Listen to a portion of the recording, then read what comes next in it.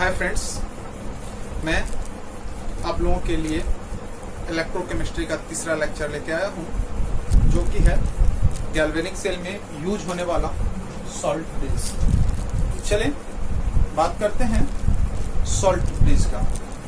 तो सबसे बड़ी चीज हम लोगों के पास ये उठता है कि सॉल्ट ब्रिज क्या है। तो मैंने प्रीवियस क्लास में बताया था कि गैल्वेनिक सेल का गैल्वेनिक सेल में 3 कंपोनेंट्स होते हैं। जो लेफ्ट में होता है उसको ऑक्सीडेशन हाफ सेल बोलते हैं,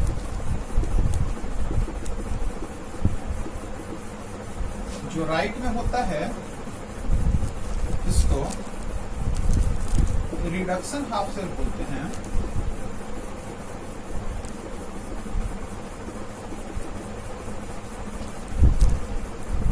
प्रीवियस वीडियो में मैंने बताया था कि ये जिंक इलेक्ट्रोड होता है और ZnSO4 में डिप होता है। ये होता है कॉपर इलेक्ट्रोड और CuSO4 में डिप होता है। अब रही बात कि सॉल्ट ब्रिज है क्या। तो सॉल्ट ब्रिज अगर मान लेते हैं कि इन दोनों को हम लोग ऐड कर देते हैं, सपोज दैट इन दोनों को, जिसमें मैंने वोल्टमीटर लगा दिया, ये दोनों ऐड हुआ। जब ये दोनों ऐड होगा तो इनिशियल टाइम में ZnSO4 जो है इसमें Zn2 प्लस जितना नंबर में होगा उतना ही नंबर में SO4 2 माइनस होगा।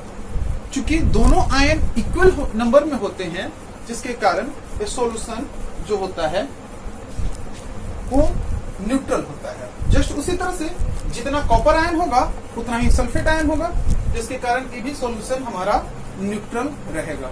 लेकिन जब इन दोनों इलेक्ट्रोडों को एक दूसरे के साथ जोड़ दिया जाता है तो रिएक्शन स्टार्ट होगी।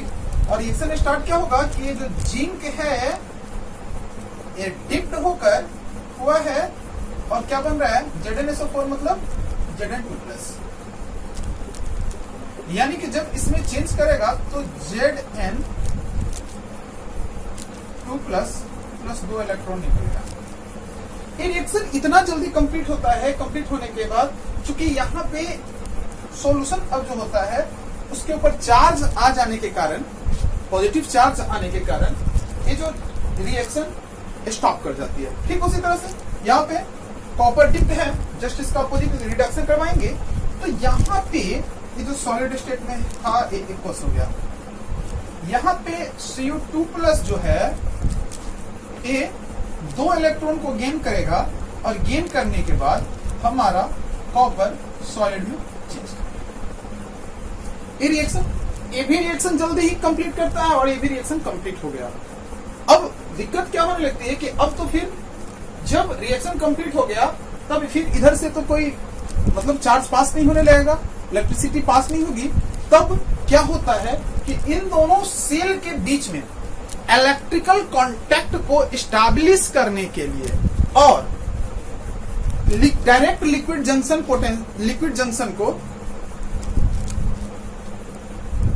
एलिमिनेट्स करने के लिए हम लोग एक लो रेजिस्टेंस डिवाइस को यूज करते हैं। और वो लो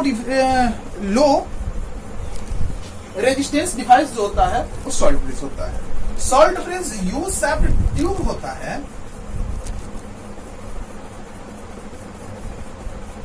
जिसमें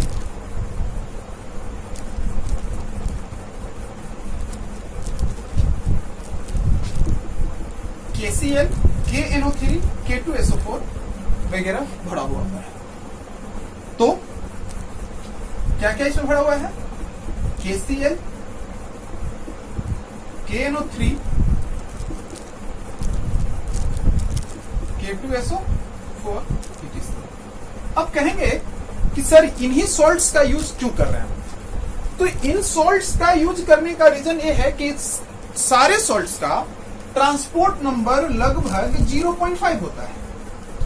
अब ट्रांसपोर्ट नंबर इक्वल होने के कारण इन सबों का इसमें यूज करते हैं। लेकिन लेड और सिल्वर, लेड और सिल्वर जो होता है उसमें KCl वाला सॉल्ट ब्रिज का यूज नहीं करते। तो चलें समझते हैं सॉल्ट ब्रिज को। सॉल्ट ब्रिज तो डायग्राम से समझ में हम लोगों को आ रहा है, तो चले बात करते हैं सॉल्ट ब्रिज की अगली कहानी, जो कि है डिफिनेशन के साथ। तो डिफिनेशन निकाल, the low resistance device which establishes an electrical contact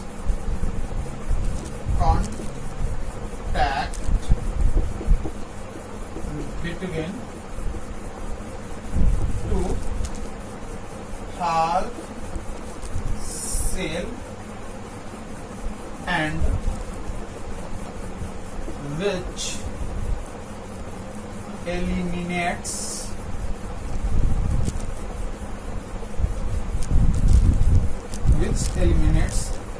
direct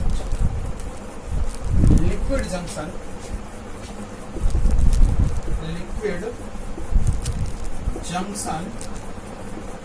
potential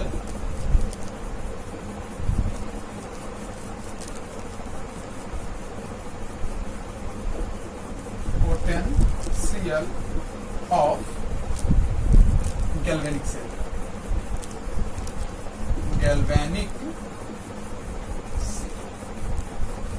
यानी कि मैंने आप लोगों को डायग्राम से समझाया था कि सॉल्ट ब्रिज एक लो रेजिस्टेंस डिवाइस होता है जो दो गैल्वेनिक सेल के दो हाफ सेल के बीच इलेक्ट्रिकल कांटेक्ट को स्टैब्लिश करता है और जो डायरेक्ट लिक्विड जंक्शन पोटेंशियल को एलिमिनेट करता है। अब रही बात कि किसका शेप कैसा होता है, तो मैंने डायग्राम में बनाया था कि it is U shaped tube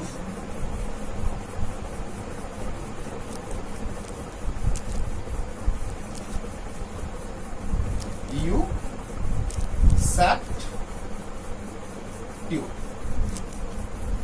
which contains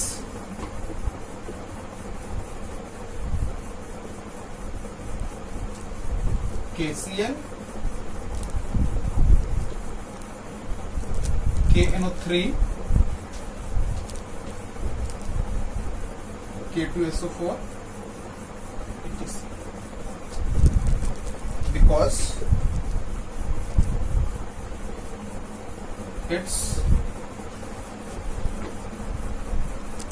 transport number is 0.5 approx.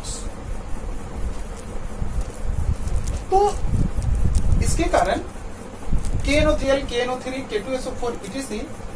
जब हम लोग यूज करते हैं तो इसका यूज क्यों करते हैं, क्योंकि इसका ट्रांसपोर्ट नंबर कितना होता है 0.5 होता है। अब चले बात करते हैं इसका इंपॉर्टेंस क्या है।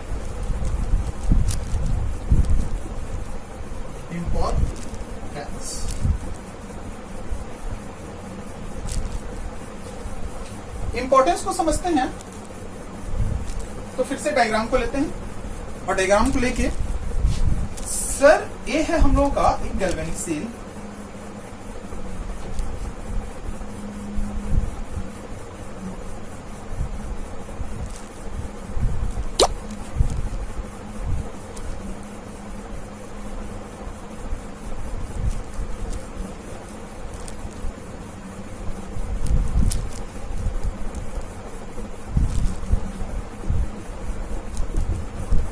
जिंक इलेक्ट्रोड है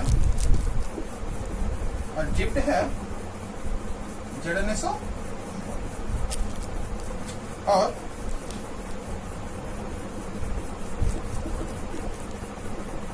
यहां पे कॉपर इलेक्ट्रोड है और CuSO4 में डी।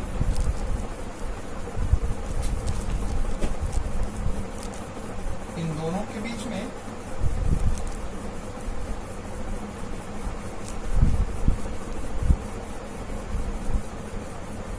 सॉल्ट बेस को हम कर देते हैं। दोनों ये किससे बन रहता है? बोथ एक साथ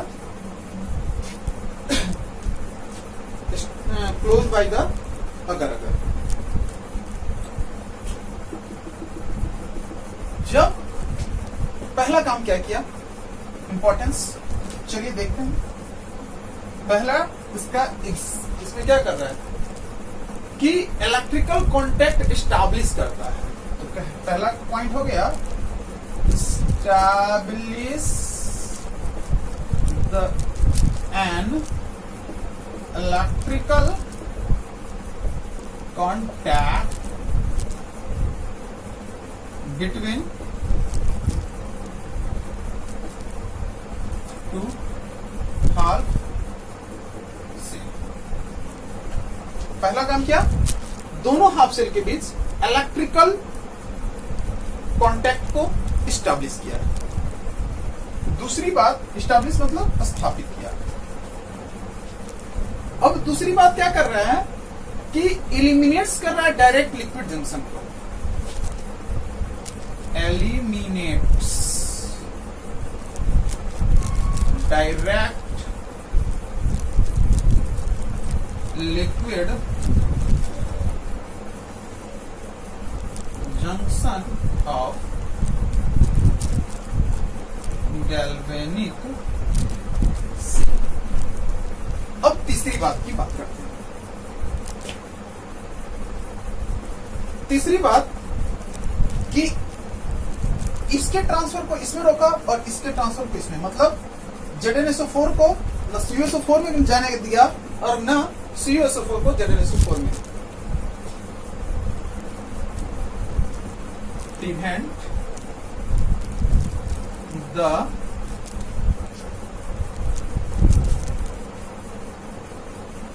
intermixing of solution, intermixing of solution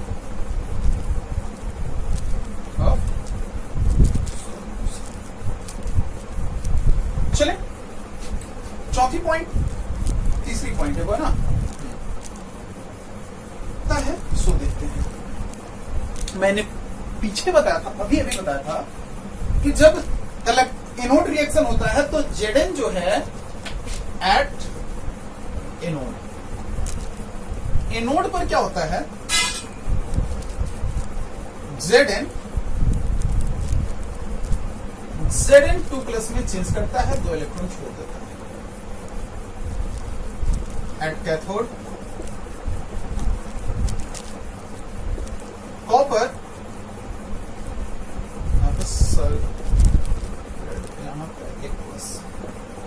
यहाँ पे कॉपर 2+ जो आयन होता है ये 2 इलेक्ट्रॉन को गेन करके और कॉपर सॉलिड हो जाता है। मैंने बताया था कि ये रिएक्शन इतना जल्दी कंप्लीट करता है, जिसके कारण अब इसमें सॉल्यूशन में पॉजिटिव चार्ज बढ़ जाता है और इसमें निगेटिव चार्ज हो जाता है सॉल्यूशन, जिसके कारण रिएक्शन क्लोज आता है। तो अब क्या करता है कि जब यहां पे पॉजिटिव चार्ज होता है तो इसमें का चूंकि KCl भरा हुआ है इसमें, तो इसमें का जो Cl- है वो Zn2+ को न्यूट्रलाइज करता है और इसमें का K+ जो है सो SO4 2- को न्यूट्रलाइज करता है, जिसके कारण रिएक्शन जो होता है सो फिर से स्टार्ट हो जाता है। यानी कि it neutralize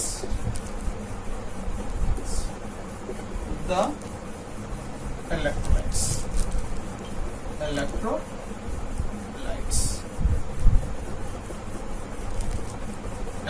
को न्यूट्रलाइज करता है। तो ये थी हम लोगों की इंपॉर्टेंस। अब बात करते हैं मैकेनिज्म। तो मैकेनिज्म भी इसी में मैंने समझा दिया कि इसमें मैकेनिज्म क्या है कि जब एक पॉजिटिव चार्ज यहाँ पे सॉल्यूशन में बढ़ता है और इसका नेगेटिव चार्ज बढ़ता है, तो ये क्या करता है कि ये अपने प्लस को दे देता है, इसमें माइनस आयन को देता है, क्लोरीन आयन को देता है, और इसमें प्लस आयन को देता है, जिसके कारण इसका रिएक्शन फिर से स्टार्ट हो जाता है। ये हुआ सॉल्ट ब्रिज की मैकेनिज्म।